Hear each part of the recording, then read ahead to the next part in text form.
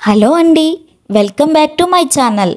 మన సనాతన హిందూ ధర్మంలో తులసి మొక్కను పూజించే సాంప్రదాయం ఉంది. లక్ష్మీదేవి తులసి మొక్కలో నివాసం ఉంటుంది అని ప్రతి ఒక్కరూ తులసి మొక్కను ఇంట్లో తూర్పు వైపు లేదా ఈశాన్యం వైపు ప్రతిష్ఠించి పూజించాలని చెబుతూ ఉంటారు. ఇంతకీ తులసి మొక్కను ఎందుకు పూజించాలి, దీని వెనుక ఉన్న కథ ఏమిటి అనే వివరాలు ఈ వీడియోలో తెలుసుకుందాం. ఈ వీడియో చివరిదాకా చూడడం మర్చిపోకండి. మీరు మా ఛానల్ సబ్స్క్రైబ్ చేసుకోకపోతే సబ్స్క్రైబ్ చేసుకోండి.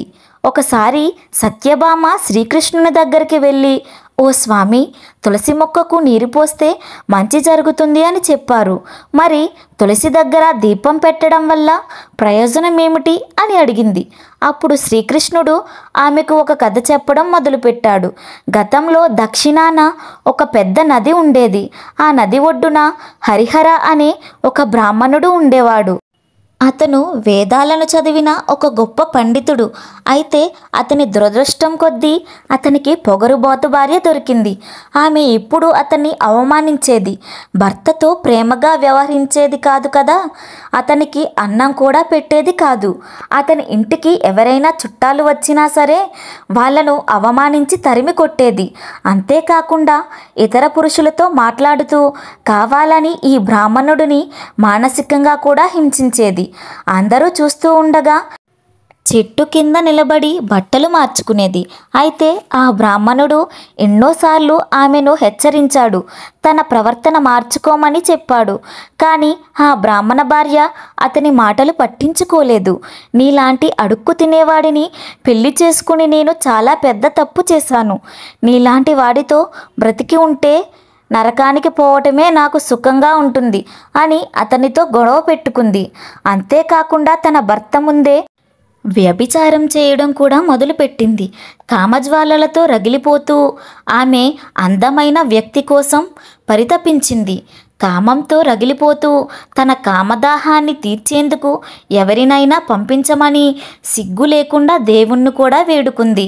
తన అందానికి సరిపోయే మగాడు కావాలి అని ఆమె ప్రార్థించింది.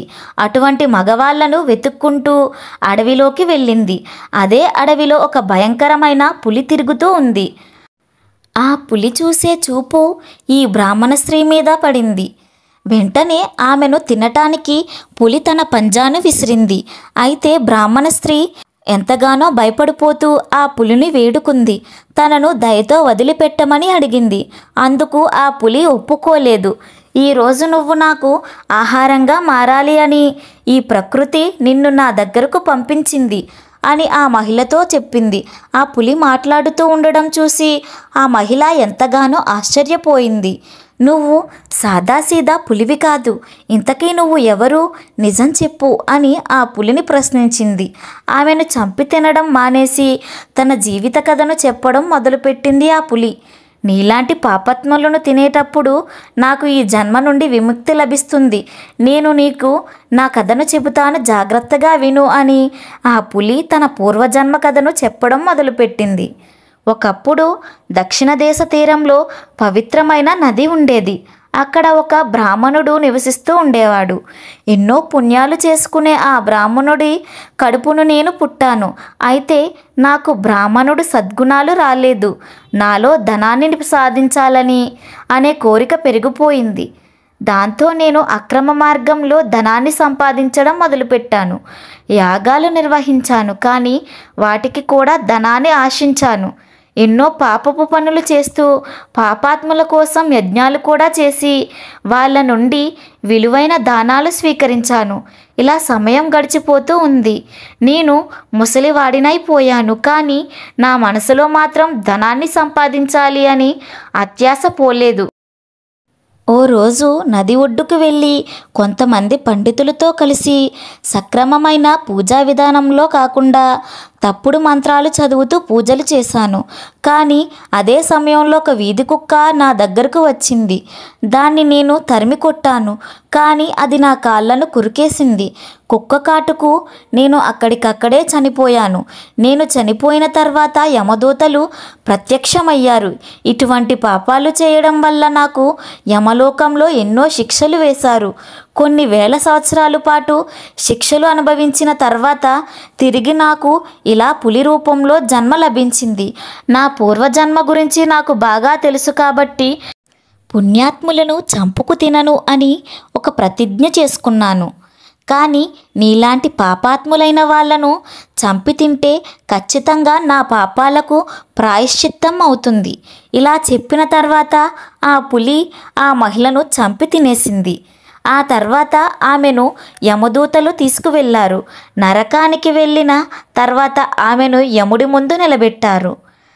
ఆమె పాపకర్మలు చూసి చిత్రగుప్తుడు సైతం ఆశ్చర్యపోయాడు.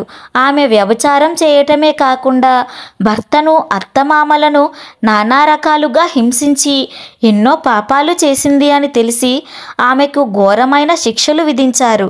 ఎన్నో సంవత్సరాల పాటు అగ్నిగుండంలో ఆమెను కాల్చివేశారు. ఆ తరువాత ఆమె చండాలుడి ఇంట జన్మించింది. ఎలాంటి దాన ధర్మాలు హిందూ సాంప్రదాయాలు తెలియని ఇంట్లో పుట్టడం వల్ల ఆమె 20 సంవత్సరాల వరకు కూడా ఎన్నో అవస్థలు పడుతూ బతికింది. ఆ తర్వాత ఆమె ఒక నది ఒడ్డుకు వెళ్ళినప్పుడు అక్కడ కొంతమంది స్త్రీలు తులసి మొక్క ముందు దీపం వెలిగించడం చూసింది. ఆడవాళ్ళందరూ తులసి మొక్కకు ఎందుకు పూజలు చేస్తున్నారు అని ఆమె ఆశ్చర్యపోతూ వాళ్ళను వివరాలను కనుక్కుంది.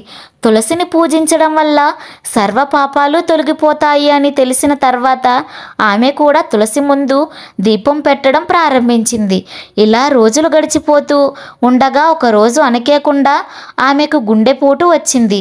నిమిషాల్లో ఆమె చనిపోయిన తర్వాత ఆమె ఆత్మను నరకానికి తీసుకువెళ్ళడానికి యమదూతలు వచ్చారు. ఆమెను వాళ్ళు నరకానికి తీసుకువెళ్తూ ఉండగా వైకుంఠ ద్వారపాలకులు యమదూతలను అడ్డగించారు.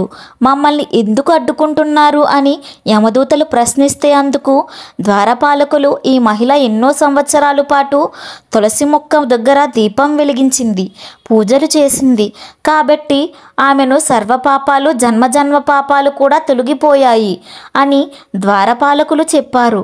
తులసిని పూజించడం వల్ల ఇలాంటి ఫలితాలు ఉంటాయని తెలియని యమదూతలు ఆశ్చర్యపోతూ మరిన్ని వివరాలు అడిగారు. తులసి శ్రీ శకి శివే పాపహరిణి పుణ్యాత్మే నమస్తే నారదానుతే నమో నారాయణ ప్రియే అని జపిస్తూ తెలుసుకోవటం ముందు ఎవరైతే దీపం వెలిగిస్తూ ఉంటారో వాళ్లకు సర్వసౌఖ్యాలు కలుగుతాయి అని, వాళ్ళ పాపాలన్నీ తొలగిపోతాయి అని ద్వారపాలకులు చెప్పారు.